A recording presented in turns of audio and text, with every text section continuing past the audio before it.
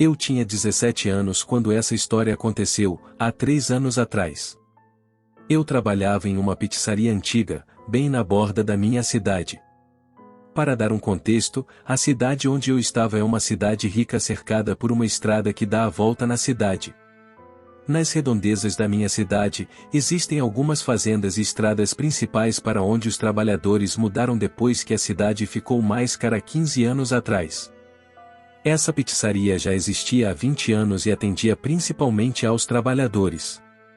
Era por volta das 21 horas e um pedido chegou, 2 pizzas e um refrigerante de 2 litros. Eu era o único entregador naquela noite, então tive que fazer a entrega. Era uma viagem de cerca de 10 minutos até o local. Chegando lá, vi uma casa bonita e 2 barracas em uma terra com trigo alto em volta de toda a propriedade. Sempre fiquei ansioso perto de fazendas, pois as acho assustadoras. Estar naquele lugar, onde me senti verdadeiramente sozinho, começou a aumentar minha ansiedade. Decidi ligar para o número do pedido, pois não fazia ideia de onde o cara queria que eu entregasse a comida. Após mais 5 minutos de silêncio, o homem atendeu. Ele tinha uma voz profunda e rouca, como se fosse fumante há muito tempo, o que não me deixou mais tranquilo. Ele me disse para encontrá-lo em seu caminhão, que estava estacionado na parte mais distante de sua propriedade, perto de um celeiro. Agora, eu estava realmente assustado, com a mente cheia de pensamentos ruins. Reuni coragem e avancei na propriedade do cara. Vi o caminhão dele quando contornei um dos celeiros. Era um Ford F-150 e ele estava dentro dele. Em vez de sair, liguei para ele e perguntei como deveríamos fazer a transação. Na mesma voz profunda, ele me instruiu a sair do meu carro e colocar toda a comida na carroceria de seu caminhão. Como ele já havia pago com o cartão de crédito, pensei que isso seria rápido. Fiz o que ele disse e fui até a janela do passageiro para que ele pudesse assinar o recibo. O homem aparentava ter cerca de 40 anos, era corpulento, com uma barba preta desgrenhada e um boné de caminhoneiro. Eu sou magro, então, com minha mente já cheia de pensamentos ruins, não me senti seguro perto desse cara. Perguntei a ele se ele tinha uma caneta, pois esqueci de levar uma. Ele não tinha dinheiro também. Ele me olhou com olhos frios e apontou para a parte de trás de seu caminhão, dizendo que, se eu pedisse uma gorjeta, ele ia enfiar essa gorjeta pela minha garganta, mostrando uma espingarda na parte de trás do carro. Fiquei congelado de medo, percebendo que esse homem havia ameaçado me matar. A única coisa que consegui dizer foi o ok, entrei no meu carro e saí da fazenda o mais rápido possível. Dirigi tão rápido que o carro saltou na estrada de cascalho. Voltei para a pizzaria e contei aos meus colegas de trabalho o que aconteceu. Nenhum deles me levou a sério e acharam que eu estava brincando. Voltei para casa e esqueci disso rapidamente, mas um ano depois, eu estava trabalhando no turno do almoço e o mesmo homem ligou e fez um pedido de pizza. Nesse ponto, eu me recusava a fazer esse pedido, mas isso aconteceu durante a pandemia e o lugar já estava quase falindo, então a gerência me obrigou a ir de qualquer maneira. Era apenas 14 horas de um domingo, pelo menos eu não precisaria enfrentar meu medo do escuro. Cheguei lá e o homem estava me esperando em sua casa. Ele me reconheceu e, surpreendentemente, começou a se desculpar pelo que disse antes.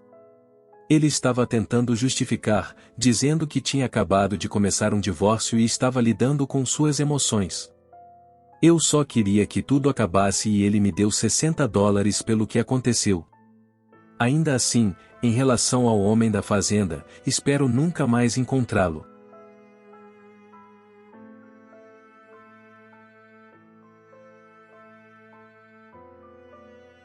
Quando eu era criança, minha avó morava em uma fazenda grande.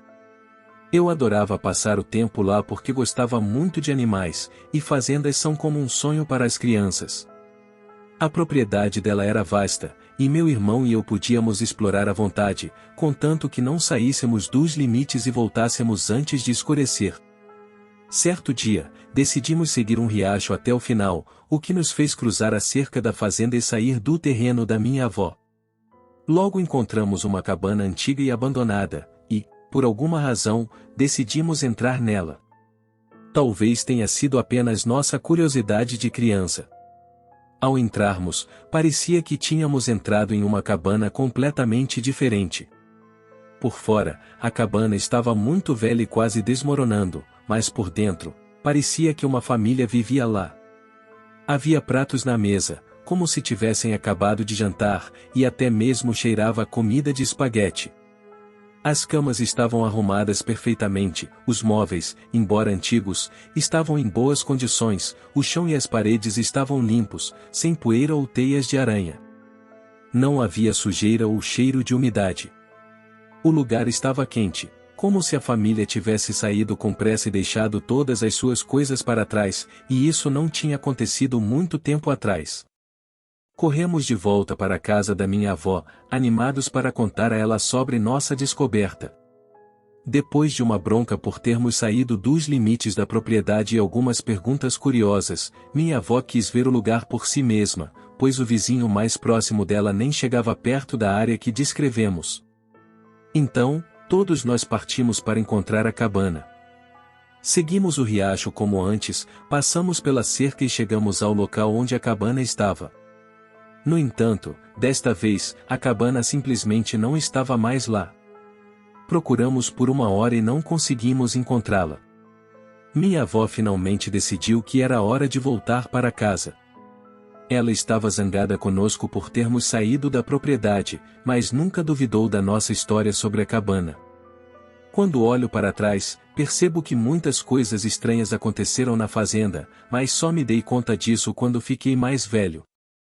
Parece que o sobrenatural tinha um grande interesse na minha avó e no meu irmão, já que ambos tiveram muitas experiências paranormais que nunca aconteceram comigo.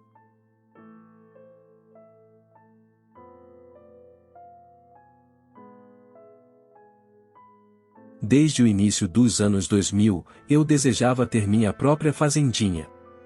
Embora não quisesse muitos acres de terra nem um grande rebanho, esperava fazer disso um negócio o ano todo. No ano passado, encontrei uma propriedade de 30 acres perto da cidade. Ela fazia parte de uma fazenda maior, mas foi separada para um parente do dono, que faleceu, possibilitando minha compra. A casa estava boa, mas os prédios precisavam de reparos. Comecei a demolir com a ajuda de amigos e terminei o celeiro de feno logo. Depois, trabalhei em outro prédio menor. O inverno nos atrasou, mas na primavera, só faltava o telhado. A maior parte do telhado estava pronta quando sofri um acidente. Eu estava sozinho colocando telhas, escorreguei e quebrei o braço. A lesão não me impediu de trabalhar no meu emprego regular. Enquanto me recuperava, peguei todas as horas extras disponíveis. Eu não queria antes, mas foi bom ter dinheiro extra. Pretendo usá-lo para construir um galinheiro e comprar galinhas. Infelizmente, nesse período, perdi um parente próximo. Ele e eu éramos muito próximos quando eu era criança, já que meu pai passava muito tempo fora a trabalho. Meu tio ajudava como podia, e quando meu pai não podia comparecer a eventos importantes, meu tio sempre registrava tudo para ele. Era como ter 2 pais. Minha mãe também gostava da companhia dele, pois grande parte do tempo dela era dedicada à minha irmã com deficiência. Ela temia que eu não recebesse a atenção necessária. Então, comecei a me sentir perturbado com a morte dele. Na semana passada, quando voltei ao trabalho na fazenda, descobri algo perturbador na oficina de marcenaria. Depois de examinar uma construção, encontrei uma caixa antiga sob um pedaço solto do chão. Era uma caixa quadrada, parecida com uma lancheira. Dentro dela, havia algumas coisas antigas e fotos. As fotos mostravam mulheres jovens, a maioria delas parecendo preocupadas. Voltei às fotos e encontrei nomes e anos escritos no verso de cada uma. Tinha 42 fotos no total. Isso me fez pensar se eu tinha encontrado uma coleção de fotos de um assassino em série. Isso me deixou muito assustado.